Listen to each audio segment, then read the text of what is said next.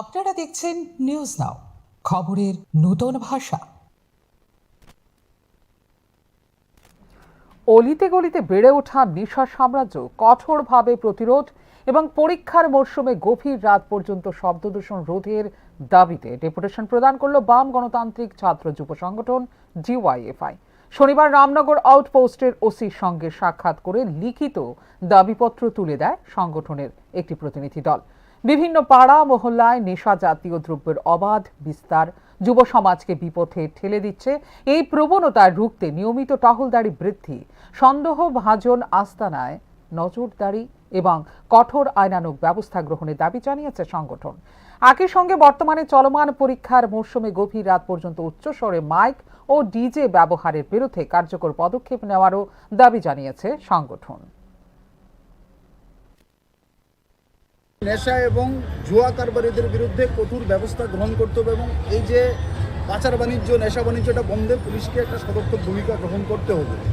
আমরা দেখলাম এই সময়ের মধ্যে জিরানিয়া রেলকাণ্ডের পর আগরতলা শহরেও গত কিছুদিন আগে রেলের ওয়াগন ভর্তি নেশা সামগ্রী ধরা পড়ল।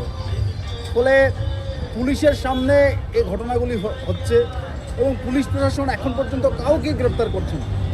যারাই অবৈধ এই নেশা সাম্রাজ্য বিস্তারে ভূমিকা গ্রহণ করছে, পুলিশ জানে এগুলি। পুলিশ জানার পরও কেবলমাত্র শাসক দলের অঙ্গলি হেলনে কাজ করছে পুলিশ। নেশা জানা দ্রুত গ্রহণ। দ্বিতীয় পয়েন্টটা কী আছে? রাজনৈতিক সন্ত্রাস রোধে প্রশাসনকে কঠোর পদক্ষেপ গ্রহণ করতে হবে। আজকে যেখানেই আমরা লক্ষ্য করছি যে প্রতিবাদের ভাষা প্রতিরোধ তৈরি করছে, সেখানেই শাসক দলের আক্রমণ, সন্ত্রাস এগুলি নেমে আসছে। মাধ্যমিক উচ্চ মাধ্যমিক পরীক্ষা আসন্ন, কোথাও কোথাও এর মধ্যেই শুরু হবে পরীক্ষাগুলি।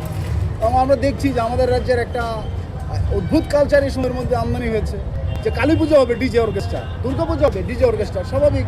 ফলে উৎসব হবে, উৎসবের মধ্যে মানুষ আনন্দ করবে, স্বাভাবিক। কিন্তু এটাও আমাদের মাথায় রাখতে হবে যে ছাত্রছাত্রীদের পরীক্ষা, এই যে মেলা, এই যে নানাভাবে নানা আঙ্গিকে যুবদের মনকে আজকে তাদের কাজ নেই তাদের হাতে, ফলে কাজ নিয়ে কোনো আলাপচারিতার বদলে মেলা জলসা এগুলি দিয়ে যুব মনকে আজকে নানাভাবে বিভ্রান্ত করার চেষ্টা হচ্ছে, কখনো সরকারিভাবে, কখনো বেসরকারিভাবে, কখনো বিজেপির পক্ষ থেকে।